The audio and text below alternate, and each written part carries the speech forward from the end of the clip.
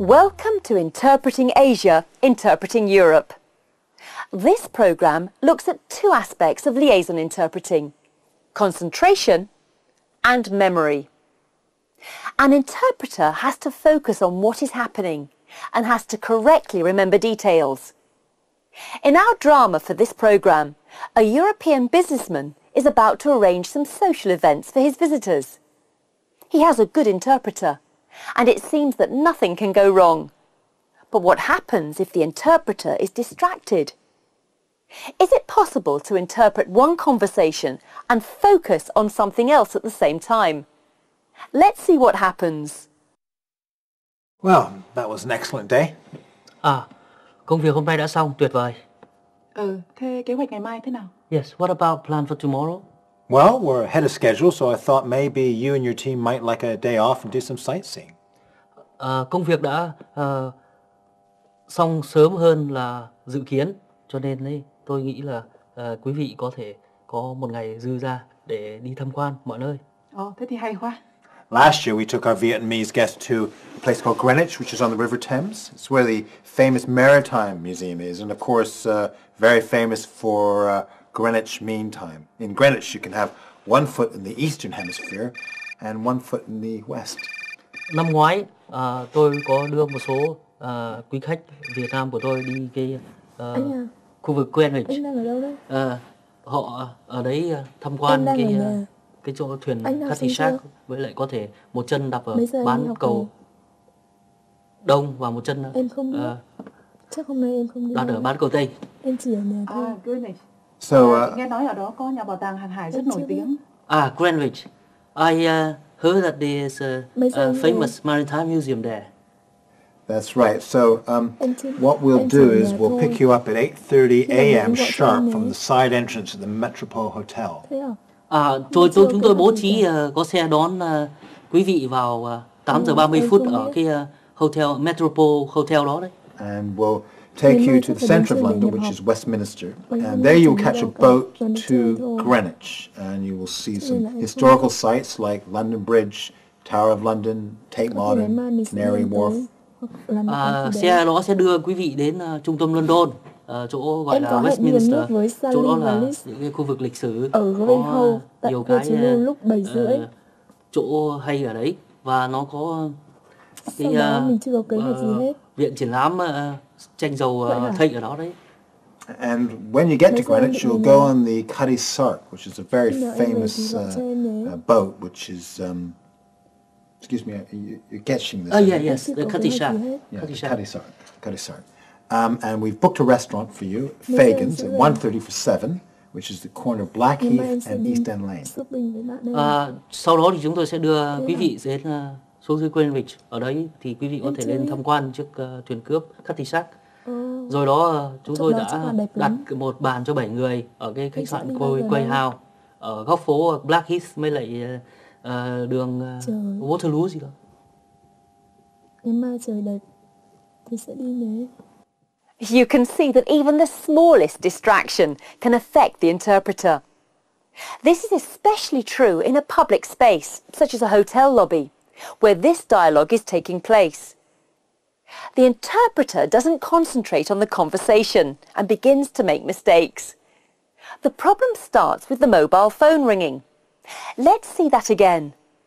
The host is talking about Greenwich, famous for Greenwich Mean Time and its Maritime Museum. Listen for how the interpreter fails to deal correctly with these place names. Last year we took our Vietnamese guests to a place called Greenwich, which is on the River Thames. It's where the famous Maritime Museum is, and of course very famous for Greenwich Mean Time. In Greenwich you can have one foot in the Eastern Hemisphere and one foot in the West.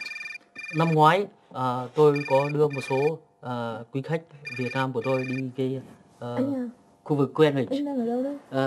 Họ ở đấy tham quan cái chỗ thuyền Cutty Shark, với lại có thể một chân đạp ở bán cầu Đông và một chân em không biết. Chắc hôm nay em không đi. đặt ở bán cầu Tây. Em chỉ ở nhà. Greenwich. Nghe nói ở đó có nhà bảo tàng hàng hải rất nổi tiếng. Greenwich. I heard that there is a famous maritime museum there. Quite clearly, the host is confused.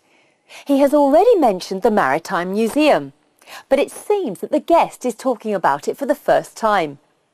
So what happened? The interpreter was not paying attention, missed out the information, and has caused the confusion.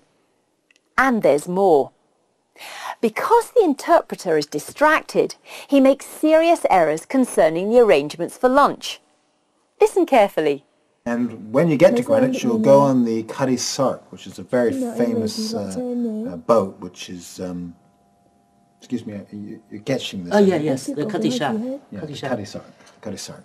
And we've booked a restaurant for you, Fagan's, at 1:30 for 7, which is the corner of Blackheath and East End Lane. Sau đó thì chúng tôi sẽ đưa quý vị đến xuống dưới Greenwich. Ở đấy thì quý vị có thể lên tham quan chiếc thuyền cướp Cutty Sark. Rồi đó chúng tôi đã đặt một bàn cho 7 người ở cái khách sạn Quay House ở góc phố Blackheath với lại đường Waterloo gì đó. The interpreter's task is to convey accurate information, and the interpreter must be able to identify the vital information. If he doesn't focus on the task, then he cannot do it. If he doesn't concentrate, then he cannot remember. So, we have seen how the interpreter must concentrate. Now let's consider memory. Without a very good memory, I don't think that anyone could act as a good interpreter. One of the first primary requirements for interpreters, I would name them like listening comprehension, like note-taking, and memorization. And I believe these are three most important skills and requirements. Of course, filming someone using their memory is a little difficult. But look at these professional interpreters at work. Using memory involves 3 stages: encoding, storage,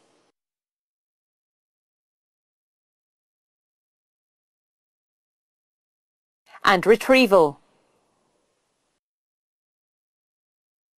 You can see here that in many of these situations, it is not practicable for the interpreter to use a notebook. But we are talking here of short-term memory, not the long-term memory of childhood experiences, but the immediate recall of messages, facts and figures.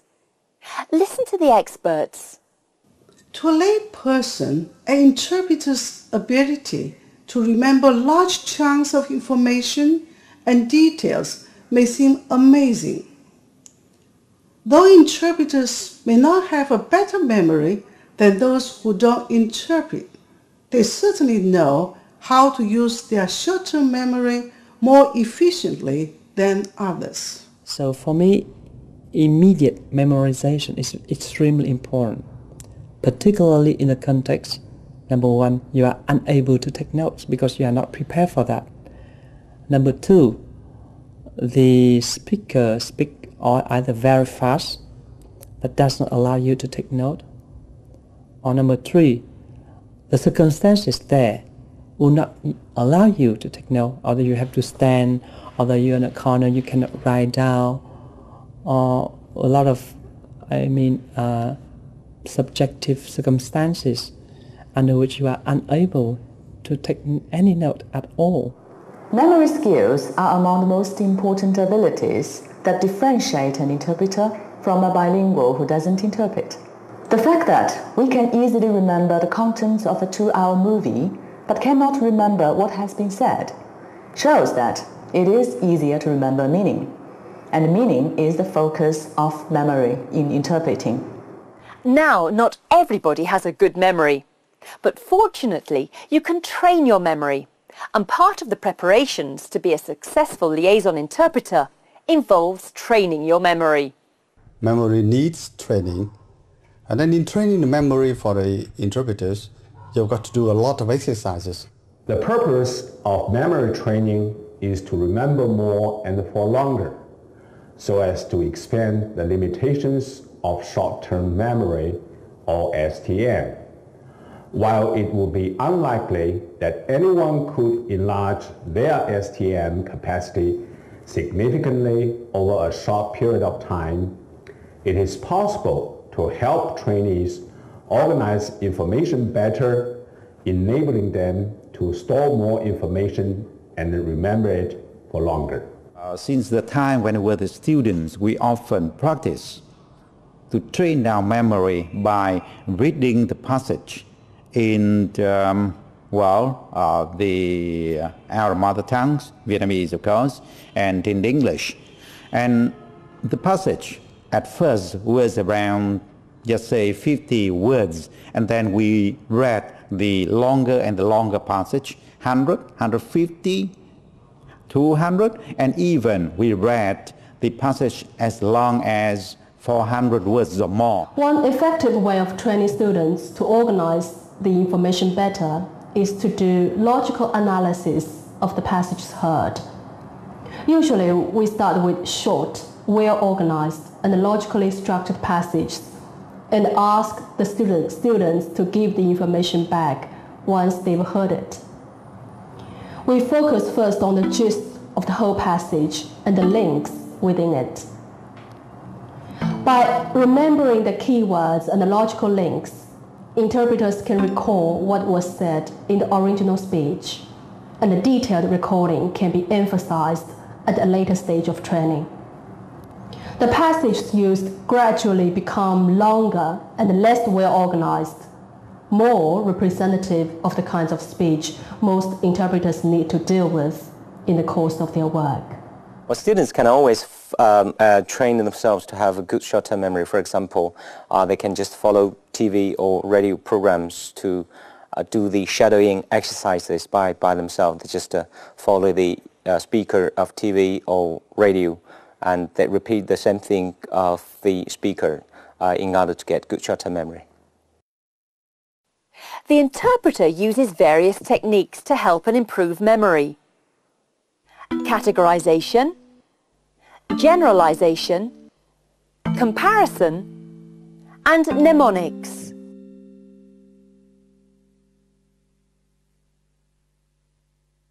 You can train your memory yourself. If you want to be a good interpreter, start from now. When you've just heard a speech or talk on TV or radio, or have read a report, a story, or anything that interests you, try to give back as much information as you can. But don't forget that, from a long-term perspective, building up your knowledge is a fundamental way to improve memory performance. Trying to remember something that you are already familiar with is much easier than trying to remember something that's brand new. This programme has been about the need for focus and concentration, and about the important role of memory. You must use your short-term memory all the time. Memory is like a muscle. It can be trained. And finally, memory comes first. Your notes back it up. But taking notes is the topic of the next programme. Don't forget to watch it.